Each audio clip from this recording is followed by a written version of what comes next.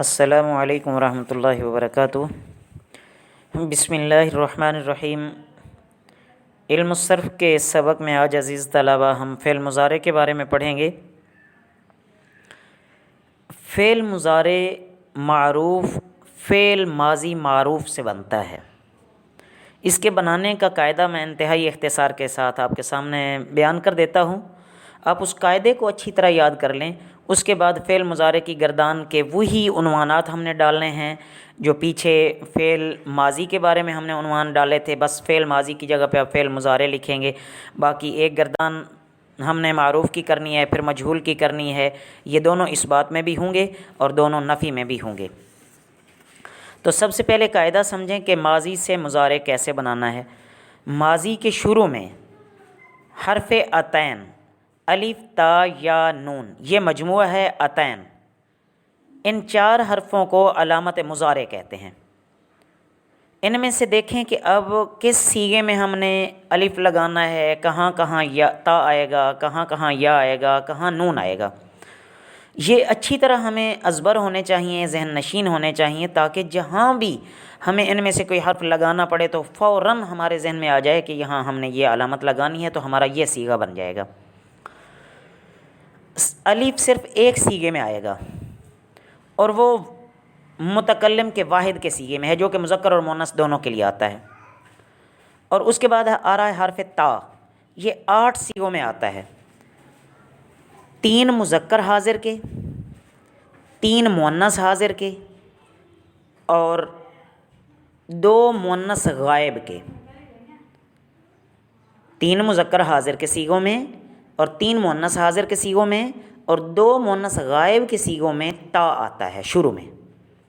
اور یا یہ مذکر غائب کے 3 صیغوں میں آتا ہے اور جمع مؤنث غائب میں آتا ہے، یعنی 4 صیغوں کے شروع میں یا آتا ہے۔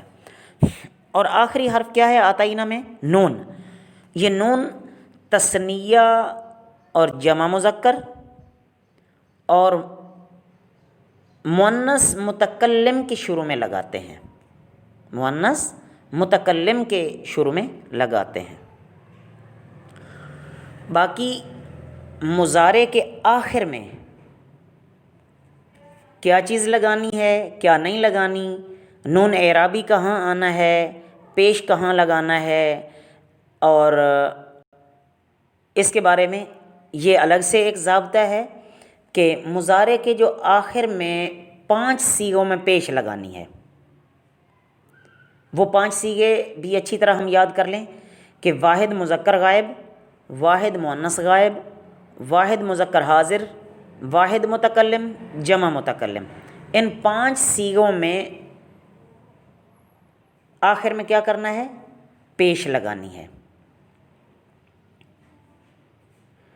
اور 7 صیغوں میں نون اعرابی لگانا ہے۔ نون اعرابی،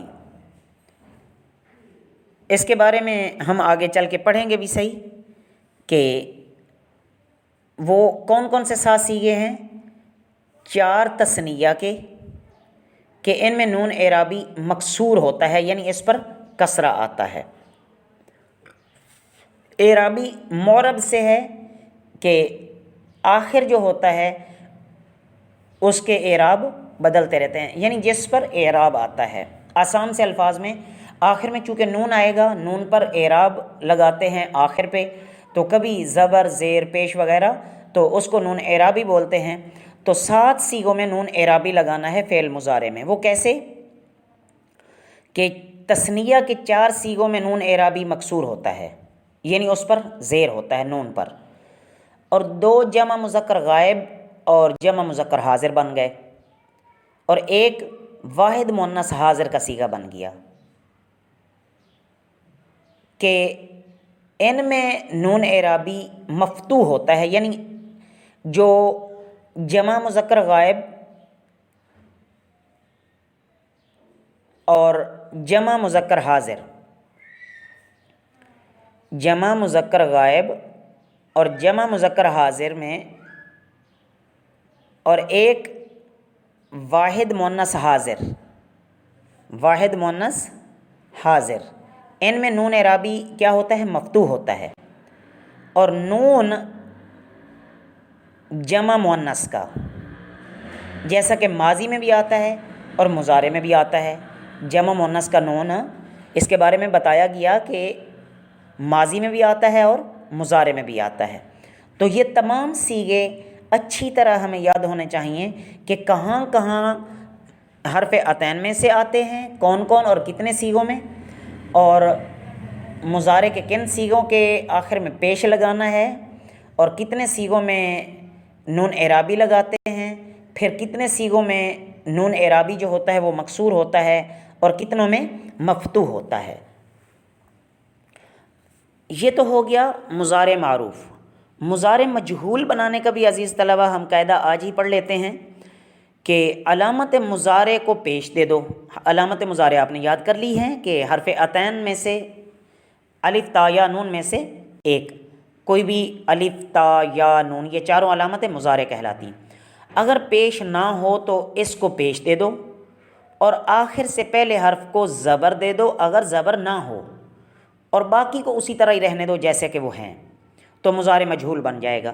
جیسا کہ یضرب سے یضرب، اب دیکھو کہ آخر کو پیش دے دیا، اس سے پہلے والے کو زبر دے دیا۔ اسی طرح یسمع سے یسمع، یکرم سے یکرم، اور یجتنب سے یجتنب۔ یاد رکھیں ماضی مثبت سے منفی بناتے ہوئے ہم نے ما لگایا تھا، اب مضارع میں مثبت کو منفی بنانے کے لیے لا لگائیں گے تو یہ مضارع منفی بن جائے گا۔ جیسے یضرب یہ مضارع مثبت ہے اور لا یضرب یہ مضارع منفی ہے، تو اس کو ہم اچھی طرح یاد کر لیں۔ اگلے سبق میں ہم اس کی مزید گردان پڑھیں گے۔ وما علینا الا البلاغ المبین۔